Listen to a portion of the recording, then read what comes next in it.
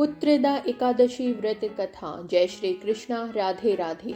आप सभी का दिन शुभ और मंगलमय हो। आप सभी पर भगवान श्री हरि विष्णु की कृपा सदा सर्वदा बनी रहे। आप सभी को पुत्रदा एकादशी की ढेरों शुभकामनाएं। शुक्ल पक्ष की एकादशी तिथि है और इस एकादशी को पुत्रदा एकादशी के नाम से जाना जाता है। कुछ स्थानों पर इसे पुत्रदा ग्यास के नाम से भी जाना जाता है। इस एकादशी का व्रत करने और कथा सुनने से देवतुल्य संतान की प्राप्ति होती है और मनुष्यों को वैकुंठ लोक मिलता है एवं तुलसी दल अर्पण करने से सब पाप नष्ट हो जाते हैं। तो आज मैं आपको सुना रही हूँ पुत्रदा एकादशी की बड़ी ही दुर्लभ कथाएं।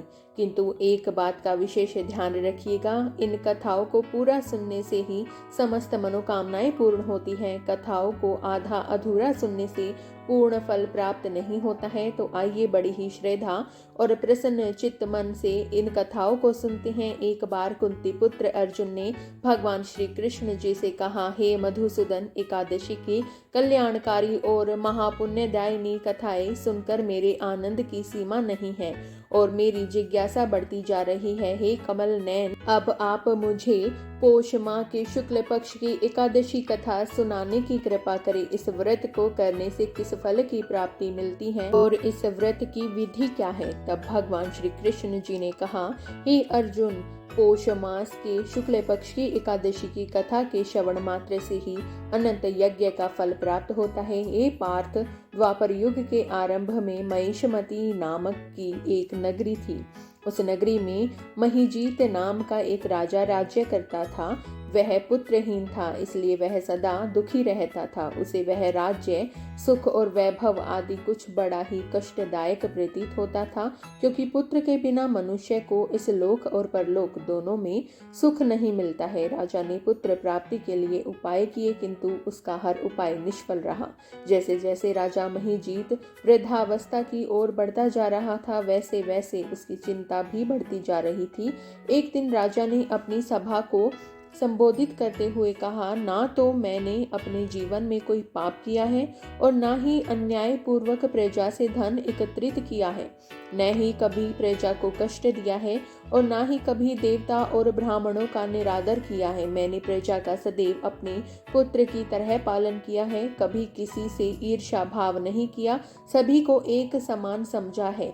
मेरे राज्य में कानून भी ऐसे नहीं हैं जो प्रजा में अनावश्यक डर उत्पन्न करे। इस प्रकार धर्म युक्त राज्य करने पर भी मैं इस समय अत्यंत कष्ट पा रहा हूँ। इसका क्या कारण है, मेरी समझ में कुछ नहीं आ रहा है।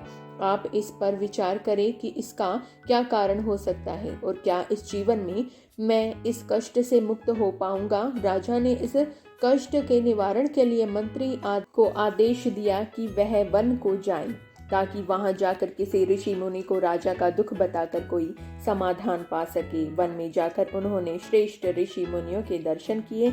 उस वन में वयोवृद्ध और धर्म के ज्ञाता महर्षि लोमश जी भी रहते थे। वे सभी जन महर्षि लोमश के पास गए। उन सबने महर्षि लोमश को दंडवत प्रणाम किया और उनके सम्मुख बैठ गए। महर्षि के दर्शन से सभी को बड़ी प्रसन्नता हुई और सबने महर्षि लोमश से प्रार्थना करते हुए बोले, हे देव, हमारे अहोभाग्य की हमने आपके दर्शन का सौभाग्य प्राप्त हुआ। मंत्री की बात सुनकर लोमश ऋषि जी ने कहा, हे मंत्रीगण, आप लोगों की विनम्रता और सद्य व्यवहार से मैं अति प्रसन्न हूँ। अब आप मुझसे अपने आने का प्रयोजन कहें। मैं आपके कार्य को अपने सामर्थ्य के अनुसार अवश्य ही करूँगा, क्योंकि हमारा शरीर ही परोपकार के लिए बना है। लोमश ऋषि ने ऐसे मृदु वचन सुनकर मंत्री ने कहा, हे ऋषिवर, आप हमारी सभी बात जानने में ब्रह्मा से भी ज्यादा समर्थ है, अतः आप हमारे संदेह को दूर कीजिए। महिषमती नामक नगरी के हमारे महाराज महिजीत बड़े ही धर्मात्मा व प्रजावत्सल हैं। वे प्रजा का पुत्र की तरह धर्म अनुसार पालन करते हैं, किंतु फिर भी वे पुत्रहीन हैं। हे महामुनि, इससे वह अत्यंत दुखी रहते हैं। हम लोग उनकी प्रजा हैं और हम भी उनके दुख से दुखी हो रहे हैं, क्योंकि प्रजा का यह कर्तव्य है कि राजा के सुख में सुख माने और दुख में दुख। हमें उनके पुत्रहीन होने का अभी तक कारण ज्ञात नहीं हुआ है, अतः आप हमें बताने की कृपा करें कि किस विधान से हमारे महाराज पुत्रवान हो सकते हैं। हे ऋषिवर, यह आपका हम पर व हमारे राज्य की प्रजा पर बड़ा ही उपकार होगा। ऐसी करुण प्रार्थना सुनकर लोमश ऋषि जी ने नेत्र बंद करके राजा के पूर्व जन्मों पर विचार करने लगे। कुछ पलों बाद उन्होंने विचार करके कहा, हे भद्रजनों, यह राजा पिछले जन्म में अत्यंत उद्दंड था तथा बुरे कर्म किया करता था। उस जन्म में यह एक गांव से दूसरे गांव में घूमा करता था। एक बार ज्येष्ठ मास के शुक्ल पक्ष की एकादशी के दिन की बात है। यह 2 दिन से भूखा था। दोपहर के समय यह एक जलाशय पर जल पीने गया। उस स्थान पर उस समय ब्याई हुई एक गाय जल पी रही थी।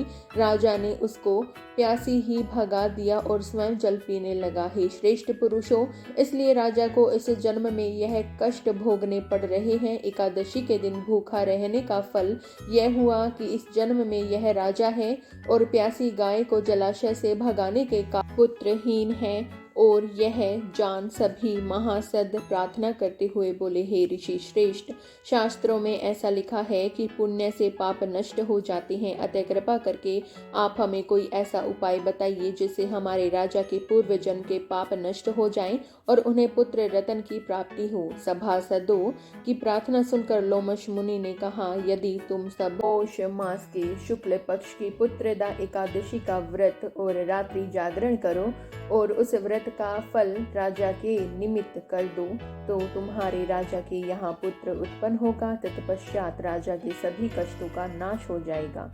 इस उपाय को जानकर मंत्री सहित सभी ने महर्षि को कोटि कोटि धन्यवाद दिया तथा उनका आशीर्वाद लेकर अपने राज्य में लौट आए। तदुपरांत उन्होंने लोमश ऋषि की आज्ञा सुनकर पुत्रदा एकादशी का विधान पूर्वक उपवास किया और द्वादशी को उसका फल राजा को दे दिया। इस पुण्य के प्रभाव से रानी ने गर्भ धारण किया और 9 माह के पश्चात एक अत्यंत तेजस्वी पुत्र को जन्म दिया।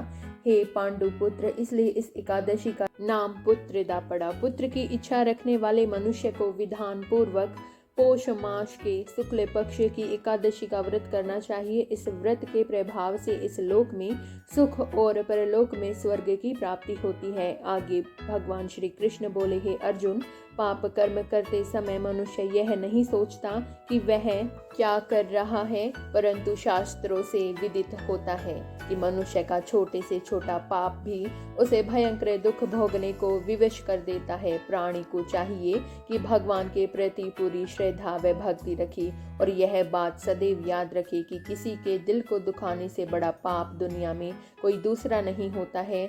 एक बार प्रेम और बोलिए श्री राधे कृष्ण भगवान की जय। यदि आपको हमारी सुनाई हुई कथा पसंद आई हो तो वीडियो को लाइक करें, साझा करें अपने परिवारजनों के साथ, अपने मित्रों के साथ। और यदि आप हमारे YouTube चैनल पर नए हैं तो चैनल को सब्सक्राइब करना ना भूलें। तो मिलते हैं अगली ऐसी ही अद्भुत और सुंदर कथाओं के साथ। तब तक के लिए धन्यवाद दोस्तों, अपना ख्याल रखें। राधे राधे।